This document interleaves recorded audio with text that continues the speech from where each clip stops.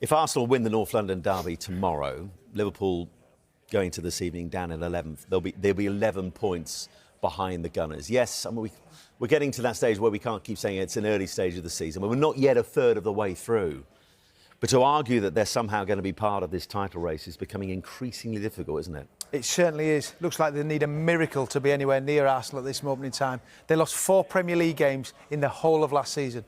That was a 6th defeat in the Premier League already. We're 12 games in. And you listen to Virgil Van Dijk there. He's got a challenge on his hand as a player individually and trying to get this group of players some confidence and belief back, along with arneslot and the big players in that dressing room. Because for 32 minutes, they came out the blocks quick. Mo Salah looked confident again. He was running at Nico Williams. Gakpo was looking good. But as soon as they went behind, it was amazing how it just changed. The self-belief, the atmosphere in Anfield, it was just sucked out of them. And that's because what we've seen so far this season. There's so much disbelief. I mean, the fans left early. It was a really poor performance in the second half. I mean, you have to find something within yourself. And I listen at Virgil van Dijk there. When he comes out, he's normally the most confident person. He looked broke there.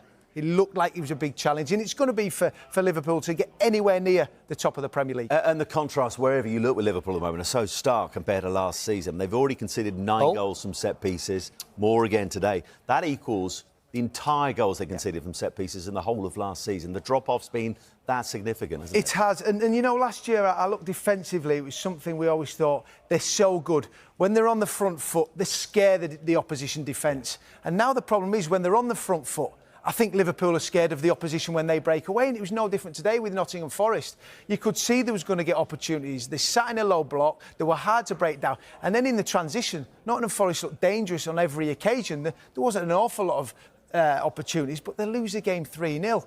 I mean, they lost 3-0 to Manchester City before the break, and this was just unheard of. At the start of the season, if you're telling me they would have lost 6 games within 12, I'd have said you must be stupid. I really would, but a lot's gone on at Liverpool. Players being injured. Szoboszlai, I think, was a real positive today. I looked at him in that right-back position. Early on in the games, I was saying to Sid, some of his distribution was sensational. And Salah looked bright, but then in the blink of an eye, it flipped. And the confidence just really looked shot. And listen, I'm not going to go to you on this again because it's not fair to put you on the spot, but just listening to Andy Robertson after that wonderful night for Scotland, speaking about where he'd been mentally in the build-up to the game after the loss of Diogo Jota, it has to be having an effect. As Arneslot said, he doesn't want it to be an excuse, but it can't be the elephant in the room that we continue to ignore. But for Liverpool, they are miles off it.